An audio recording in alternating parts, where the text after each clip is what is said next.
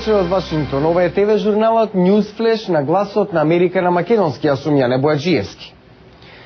Силен земјотрес во американско-мексиканскиот пограничен регион и напад на американскиот конзулат во Пешевар. Ова се вестите со која започнуваме емисијата. Талибан ја презеде одговорноста за нападот врз американскиот конзулат во Пешевар, Пакистан во понеделникот, при што загина најмалку 2 лица.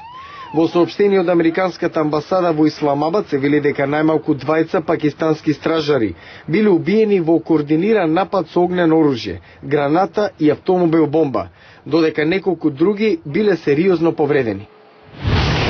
Силен земјотрес со јачина од 7,2 степени според Рихтеровата скала го погоди западниот дел на Мексико во близина на границата со САД, при што загина најмалку 2 лица. Според извештаите, најголемата материјална штета од потресот има во Мексакали, главниот град на мексиканската држава Баха Калифорнија, како и во градот Калексико, во американската сојузна држава Калифорнија. Американскиот Space Shuttle Discovery во понеделникот беше лансиран од Вселенскиот центар Кенеди на Флорида, пренесувајќи 6 американски и 1 јапонски астронаут до меѓународната вселенска станица. НАСА соопшти дека процесот на полетување минал според очекувањата. Доколку се одвива по планот, Discovery се очекува да пристигне на станицата во среда. Екипаж на шатлот ќе донесе резервни делови и научни експерименти на орбитирачката лабораторија. Мисијата е карактеристична што истовремено на меѓународната вселенска станица ќе се наоѓаат 4 жени астронаути истовремено, 3 како дел од екипажот на Space Shuttle, а 4-та е веќе во станицата.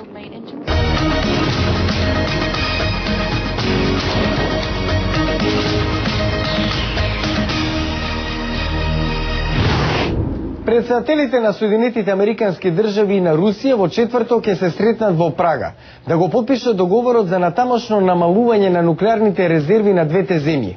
Што очекува Белата куќа од овој договор? Од следниот прилог. Обајцата лидери ќе се сретнат во чешкиот главен град, каде пред 1 година председателот Обама ја представи својата визија за свет без нуклеарно оружје. Денес, јасно и со верба ја изложувам американската определба за мир и безбедност во свет без нуклеарно оружје. Договорот што ќе биде подпишан во четврток ќе го замени договорот Старт 1, што поранешните председатели на САД и тогашен Советски сојуз Џорџ Буш постариот и Михаил Горбачов го подпишаа во 1991 година. Важењето на документот истече минатиот декември. По едногодишни тешки преговори, Обама и Медведев ќе подпишат договор за намалување на залихите на нуклеарни боеви глави за 25 до 30%. Пактот е скромен, но важен чекор напред, вели Кикстон Риф од Центарот за контрола и непролиферација на нуклеарното оружје со седиште во Вашингтон. Договорот проверливо ќе ги ограничи вишокот на нуклеарните залихи на Соединетите Американски држави и Русија, а ќе даде и нов пакет на провизии за верификација, мониторинг и транспарентност. Овој експерт очекува договорот да помогне да се зајакнат честопати напнатите односи меѓу двете земји. Риф вели дека оваа подобрена соработка се очекува да помогне САД и Русија да се справат со нуклеарниот тероризам и да работат кон воведување на поостри санкции против Иран поради неговите нуклеарни активности. По подпишувањето договорот мора да биде ратификуван од Руската дума и Американскиот сенат, каде е потребно да го одобрат 67 од 100 сенатори. За време на кусиот престој во Прага, Обама ќе има и 1-на-1 средба со неговиот руски колега, а планирана и вечера со шефовите на 11 држави од Централна и Источна Европа. Ученици од 59 американски средни училишта кои представуваат 11 држави во Соединетите Американски држави неодамна ги донесоа своите роботи во Вашингтон за надпревар. Настанот е предизвик за учениците кои работат со професионални ментори да дизајнираат роботи што ќе се надпреваруваат во фудбалски надпревари. Еве како тоа изгледаше. Алисон Гейл дошла заради доживувањето. Четврта година поред учествувам, цела година го чекам ова. Натан Хикс е овде заради роботите. Многу е забавно да се гледаат роботите како се надпреваруваат. Адонис Милер се приклучил на надпреварот откако земал клас по технологија. Од тогаш многу ја засакав технологијата. Стотици ученици учествуваат на овие надпревари во Вашингтон. Организатор е група наречена FIRST, што е кратенка за инспирација и признавање на науката и технологијата. Секоја година учениците работат во тимови со ментори на технолошки проект. Задачата оваа година беше да се направи робот што ќе може да шутне фудбалска топка и да даде гол. Дин Камен е мозокот на надпреварот. Тој е пронаоѓач и основач на организацијата пред 21 година. Негова цел е да ги привлече децата кон технологијата. Ја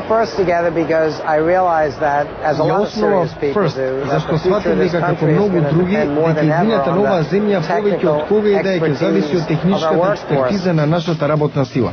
Настаните што Камен ги организира опфаќаат 10% од американските средни училишта и повеќе од 212.000 учесници. Тој смета дека денешните деца се обседнати со спорт и се труди да ги натера да го употребуваат и умот, а не само мускулите. Сенаторот Хари Рид беше еден од американските законодавци присутни на овогодишниот надпревар. Мислам дека е фантастично што сме овде не заради спортски надпревар, туку да ги гледаме децата кои сакаат да станат научници. Нема ништо поважно за нас, отколку да ги заинтересираме децата за математика и наука. Дин Камен се обидува да добие и владина поддршка за да ги доближи технолошките можности до секое дете, во секое училиште во земјата.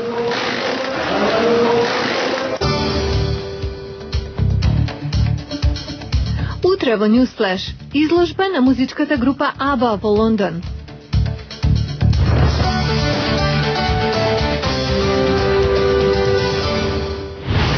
Ова беше се за денеска, го гледавте Newsflash на гласот на Америка на македонски.